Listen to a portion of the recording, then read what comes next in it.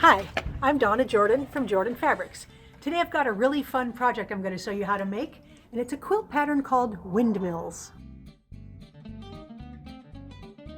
So in the comments, let me know what your favorite color combination is, and I promise to work that into some future quilt projects. Now, I didn't make an exact count of all the different colors requested, and we're going to try to get to all the color combinations, but we got more blue requests than any other color. So that's what we're going to do today. We're going to make a blue quilt. Now this is a FAB 5 pattern, and that means it just takes 5 1-yard cuts to make the whole top. So we only have to pick out 5 different fabrics. So let's go down to the store and get those picked out.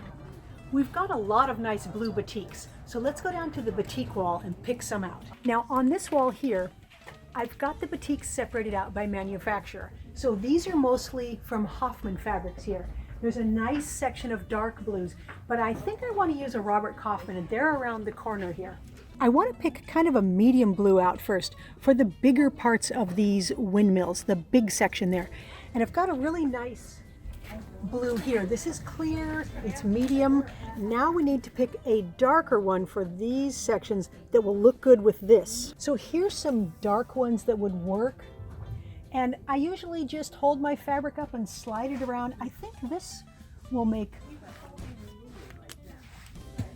that'll make a good darker one. It seems to pull out the light from here, but there's enough contrast. Now we just need 2 really light background prints. Here's some really good light ones that will work. It has kind of a very light blue cast. That one, and then this one, it's a similar color, nice light blue. We'll use these 2 for our backgrounds. The last thing we need is 1 more fabric to use for the outside border. And I always like to use a dark outside border. I think that this one, it's got a nice texture, looks good with all these others. That's it. I've got my 5 1-yard pieces cut off the bolt and ironed up. Now let's set aside this one because that's for the borders and we're going to use it later. And we're going to set this one aside for a little while. This is for patchwork, but these other 3 all get cut exactly the same way. So we can cut them all at once. I'm going to stack them up here on my cutting board. This is a pattern from the Quilt Factory, written by Deb Grogan. It's very easy to follow.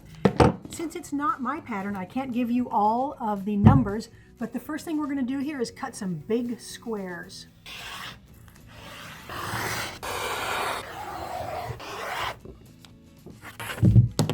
Now I'm going to take half of my light blue squares, and I'm going to pair them up with half of the dark blue squares.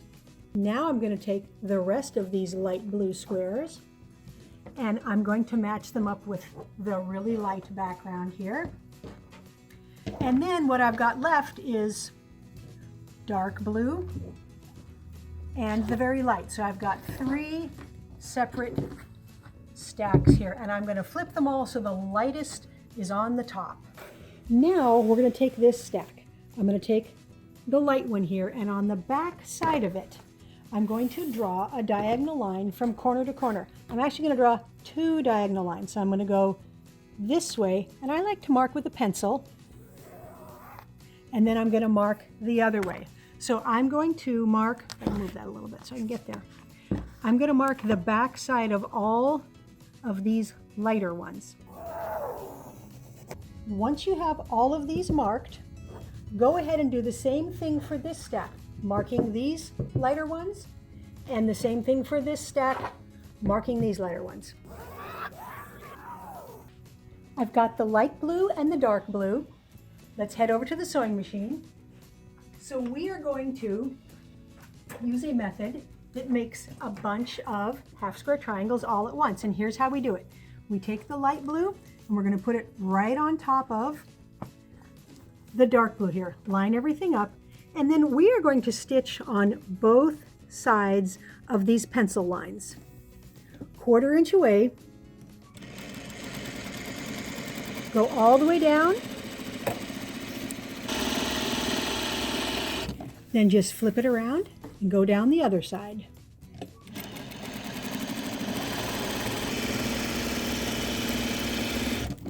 Now we need to use the same method on the other diagonal. Down one side and back up the other.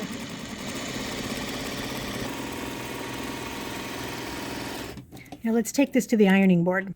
Even though it was perfectly flat when we started, when you stitch, it sometimes distorts it a little bit. So I like to give it a very quick pressing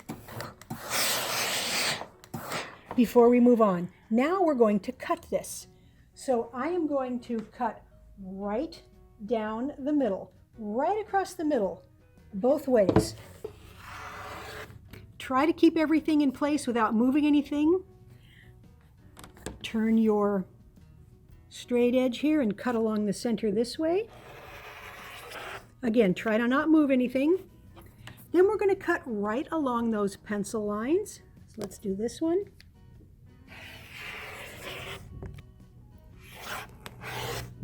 Now we've got 8 half square triangles all at once. Now to iron this, I like to peel it open and kind of press it with my hands so that I don't distort the seam. I don't want it bowing or arcing at all.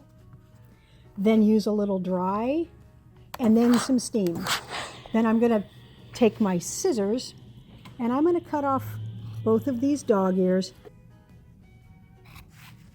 So I'm going to go ahead and do this for all the rest of my light blue and dark blue fabrics. I'm going to use the same method on these very light and blue and the same method on the dark blue and the very light. Once you've got your half square triangles done, the next step is to take this last yard of light background and cut it into some small squares. Now we have everything we need to build the block. So these guys are going to go in the corners. That one's going to go like that. I'm going to kind of pinwheel these around. Now we're starting to see that nice pinwheel in the center, and we just have these plain blocks that fill in these spots, and that's the whole block there. So all I'm going to do is make the 4 rows. There's no special matching or anything.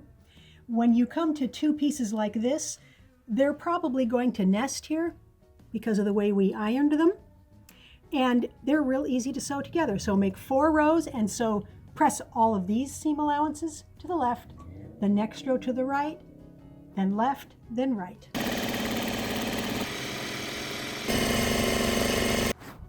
All of the blocks are done.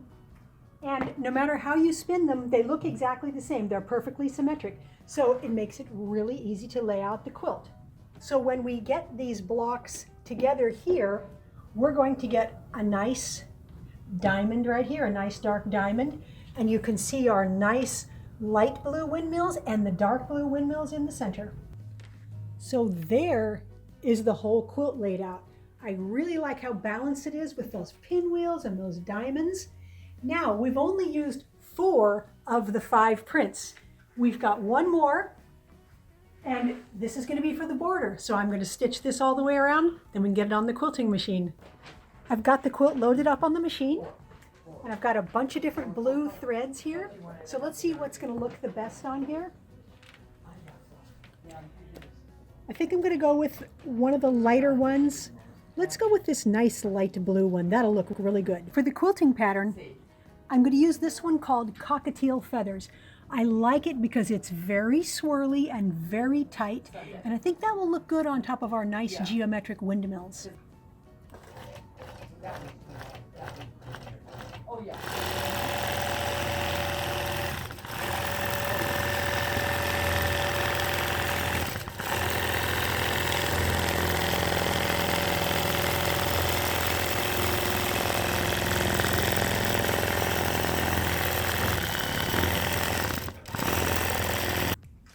Now that the quilt is all done, you can see a lot of different things going on, way more than I would have expected from just one simple block. So I can see the windmills. Definitely look like they're spinning, but I'm also seeing something that almost looks round surrounding each one of those. And I love these diamonds here. I like the small quilting pattern. My preference is to have a lot of quilting anyway, but I really like all the swirliness here. Looks really good. Now for the backing, I used this same dotted fabric, and I also used it on the binding. That was really fun. So I'm really happy at how nice this came out with just the one simple block. I had so much fun making the blue blocks that I wanted to try this pattern out in some other colors. So here is a nice fall colored one. It's got some fun spiders. Here's another blue one. I really like the dark blue and the light blue there. Of course, I had to try it with the Christmas. Now, it's not always easy to make one block. Sometimes you have to make a lot of strip units or something, but this one's pretty easy to make one block from. Got a nice old-fashioned looking blue and brown one. So it was really fun to mess around with some different color combinations. Thanks for watching our tutorial today on how to make the Windmills quilt. We hope you enjoyed it. Now, we're going to have another giveaway. We're going to give away 2 quilts. Fall is here, so we've got this nice big table topper. This is all cornucopia batiks from Robert Kaufman in a nice round patchwork wreath style. And Halloween right around the corner. A lot of people do a lot of decorating for Halloween. This one is just so happy and cheerful. This is a king's crown pattern. It's got a lot of fun stuff. It's got some nice skeletons on the backside. And it's really easy to enter our giveaways. All you have to do is go to the link. There's a link in blue right below the video that says giveaway, and put in your email address and your name, and you might be the lucky winner. Now, if you like our tutorials and you find them helpful, the best way to support us is just to subscribe to our YouTube channel. That would really help us out. And you won't miss any of our upcoming tutorials, like this one where my husband Matt shows you how to hand tie a quilt so you don't have to send it out to the long armor. We'll see you next time. Happy quilting!